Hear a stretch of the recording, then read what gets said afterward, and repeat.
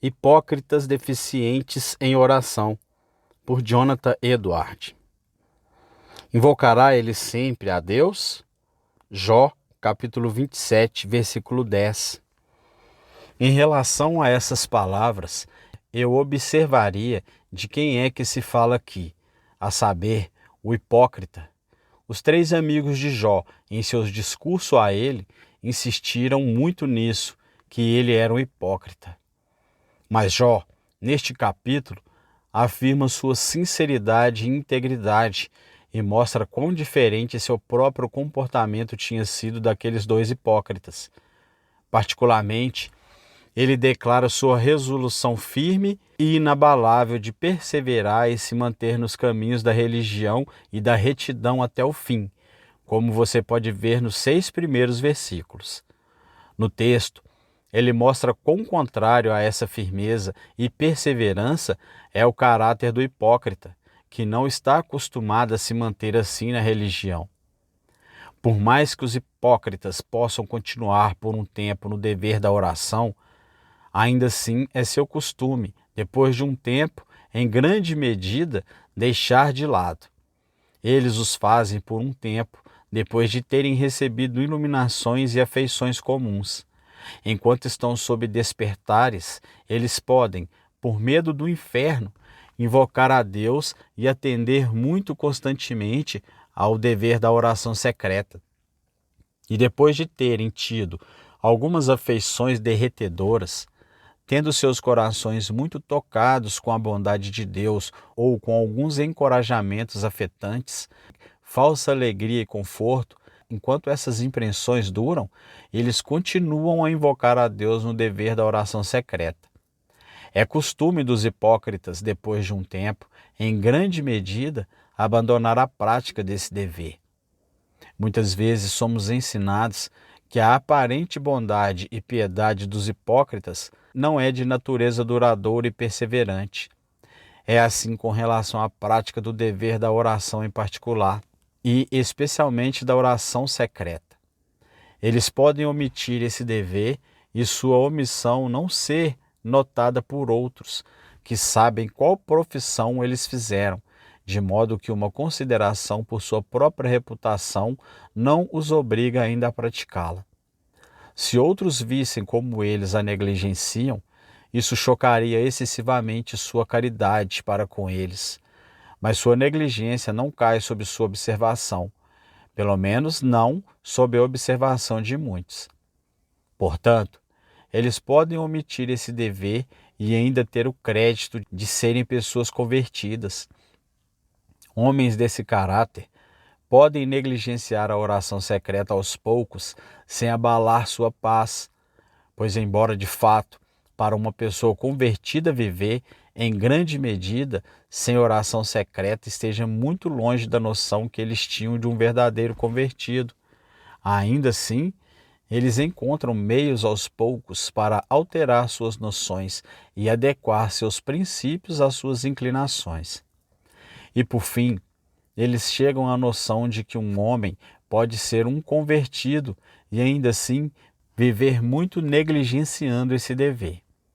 Com o tempo, eles podem fazer com que todas as coisas se ajustem bem, uma esperança do céu, uma indulgência à preguiça, gratificar os apetites carnais e viver, em grande medida, uma vida sem oração. Eles não podem, de fato, fazer essas coisas concordarem de repente. Deve ser uma obra de tempo, e o tempo fará isso. Aos poucos, eles descobrem maneiras de proteger e defender suas consciências contra esses inimigos poderosos, para que esses inimigos, em uma consciência tranquila e segura, possam, por fim, morar juntos. Enquanto é afirmado na doutrina que é costume dos hipócritas, depois de um tempo, em grande medida, abandonar esse dever, eu observaria a você que não é pretendido que eles possam continuar até o fim da vida em uma presença externa na oração com outros. Eles podem estar presentes em orações públicas na congregação e também na oração familiar. Eles podem continuar a participar da oração enquanto viverem, e ainda assim podem se dizer verdadeiramente que não invocam a Deus, pois tal oração, na maneira dela, não é deles. Eles estão presentes apenas por causa de seu crédito ou em conformidade com outros.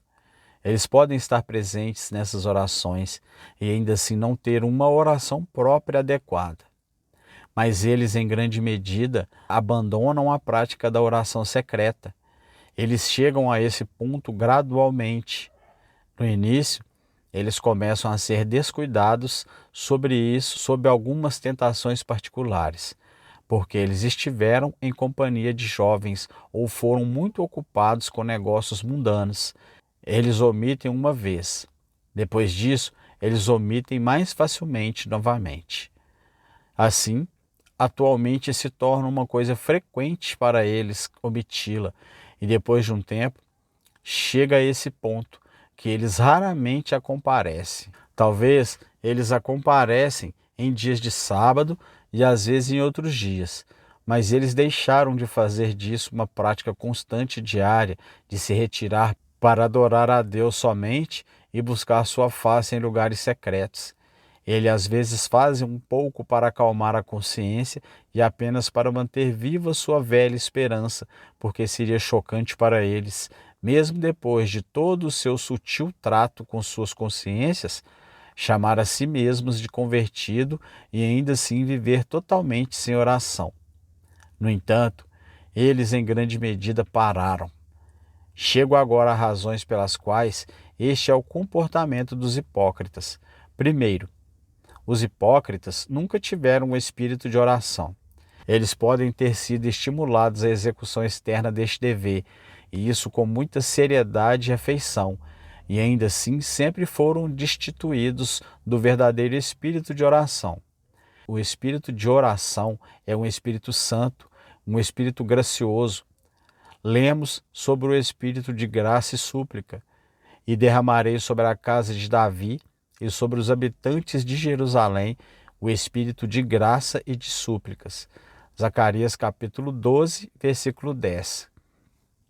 Onde quer que haja um verdadeiro espírito de súplica, há o espírito da graça.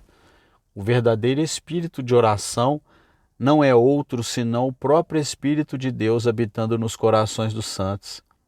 E como este Espírito vem de Deus, assim ele naturalmente tende a Deus em respirações e suspiros santos. Ele naturalmente leva a Deus para conversar com ele por meio da oração. Portanto, disse que o Espírito faz intercessões pelos santos com gemidos inexprimíveis. Romanos capítulo 8, versículo 26. Os verdadeiramente piedosos têm o espírito de adoção, o espírito de uma criança, para o qual é natural ir a Deus e invocá-lo, clamando a Ele como a um pai. Mas os hipócritas não têm nada desse espírito de adoção. Eles não têm o espírito de crianças, pois esse é um espírito gracioso e santo, dado somente em uma obra real de regeneração. Portanto, é frequentemente mencionado como parte do caráter distintivo dos piedosos que eles invocam a Deus. O Senhor está perto de todos os que o invocam, de todos os que o invocam em verdade. Ele cumprirá o desejo dos que o temem, também ouvirá o seu clamor e o salvará. Salmo capítulo 145, versículo 18 e 19. E acontecerá que todo aquele que invocar o nome do Senhor será salvo. Atos capítulo 2, versículo 21. É natural para alguém que verdadeiramente nasceu do alto orar a Deus e derramar sua alma em santas súplicas diante de seu Pai Celestial.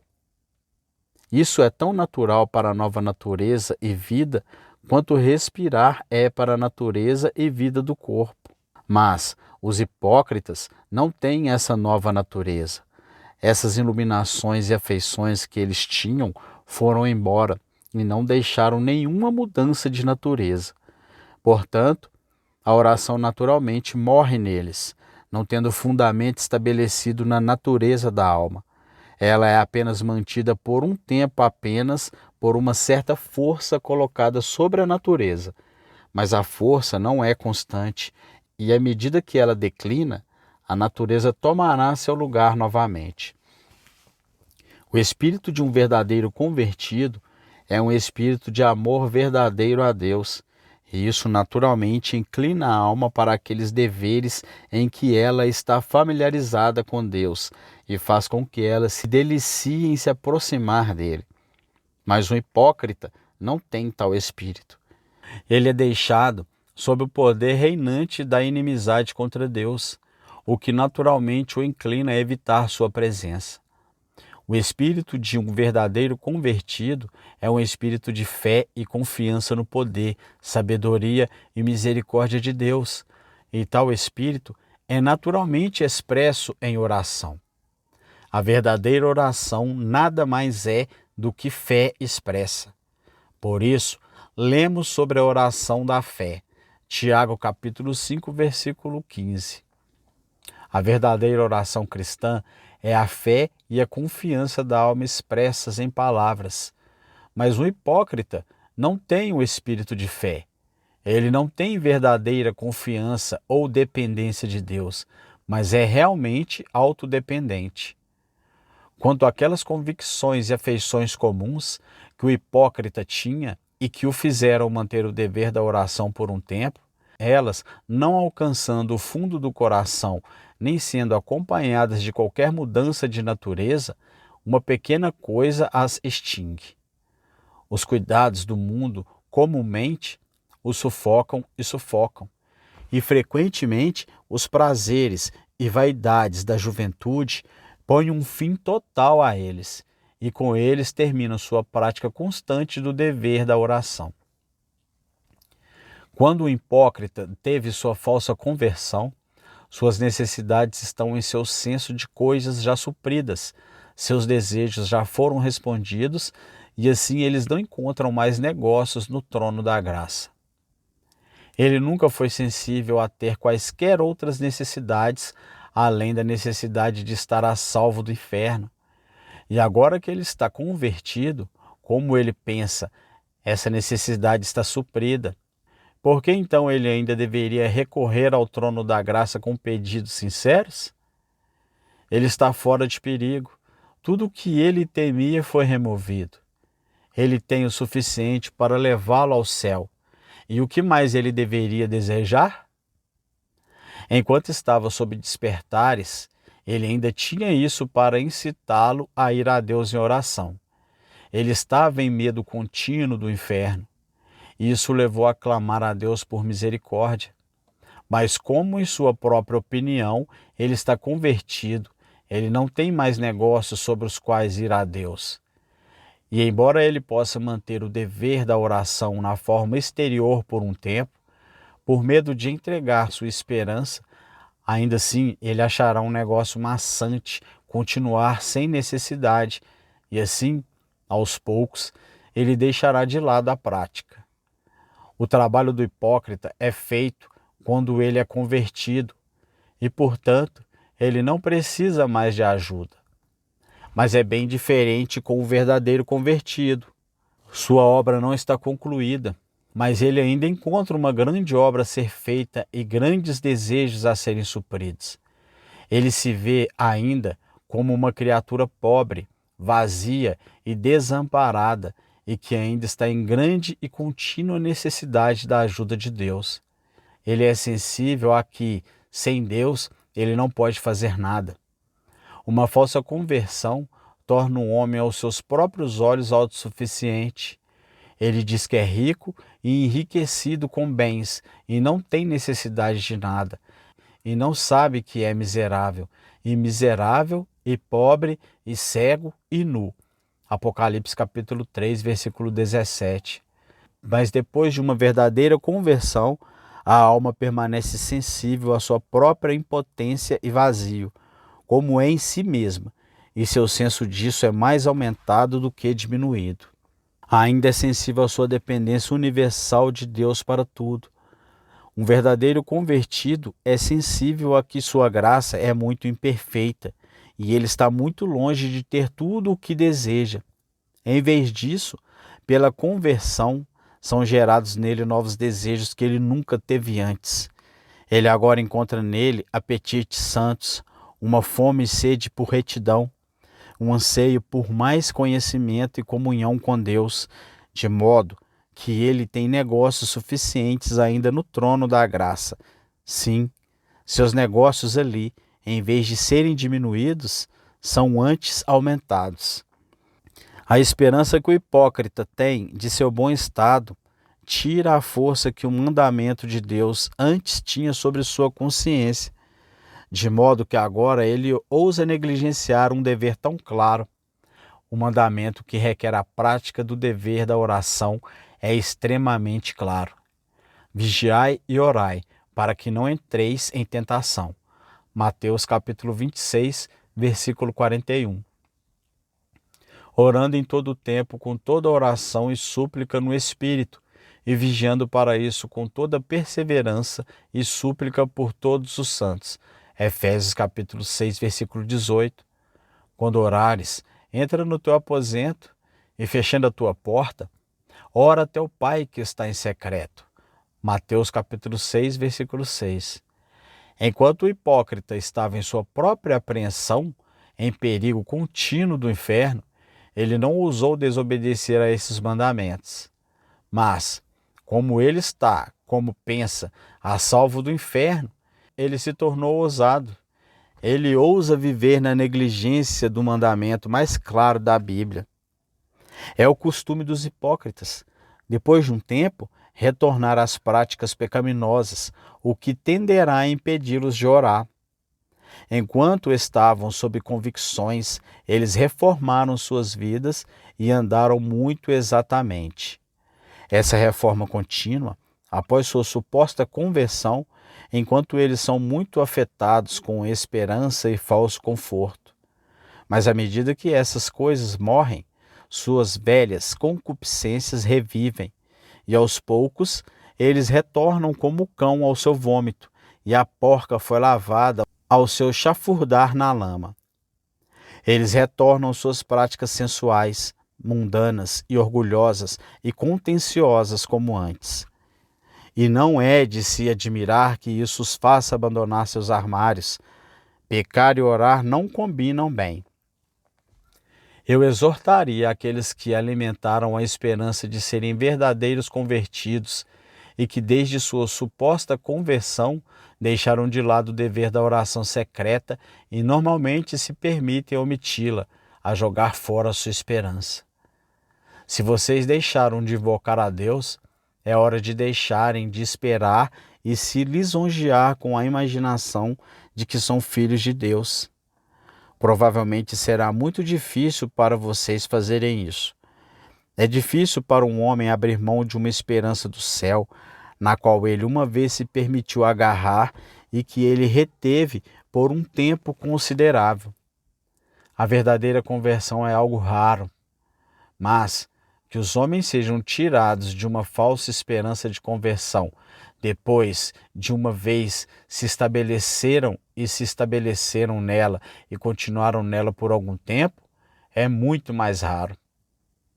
Não insista nisso como uma razão pela qual você não deve jogar fora a sua esperança, que você teve o julgamento dos outros. É uma questão pequena ser julgado pelo julgamento do homem, seja você aprovado ou condenado, e seja por um ministro ou povo, sábio ou insensato. Se você é um daqueles que abandonaram a Deus e deixaram de invocar seu nome, você tem o julgamento e a sentença de Deus nas Escrituras contra você, o que é 1000 vezes mais do que ter o julgamento de todos os homens e ministros sábios e piedosos do mundo a seu favor. Porque você manterá essa esperança que, por experiência evidente, você descobre que o envenena?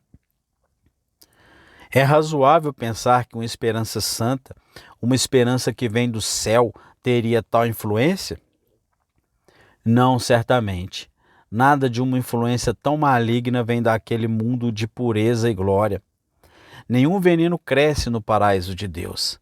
A mesma esperança que leva os homens a pecar neste mundo, levará ao inferno daqui em diante. Porque, portanto, você manterá tal esperança, da qual sua própria experiência lhe mostra a tendência doentia, na medida em que ela o encoraja a levar uma vida perversa? Se sua própria experiência da natureza e tendência de sua esperança não o convencerá da falsidade dela, o que o fará? Você está decidido a reter sua esperança, mesmo que ela se mostre tão infundada e prejudicial? Você a manterá firme até ir para o inferno com ela? Muitos homens se apegam a uma falsa esperança e a abraçam tão perto que nunca a deixam ir, até que as chamas do inferno façam seus braços se abrirem e soltarem seu domínio. Certamente, é tolice os homens imaginarem que Deus não tinha mais sabedoria ou não poderia inventar outra maneira de conceder conforto e esperança de vida eterna, além de uma que encorajasse os homens a abandoná-lo.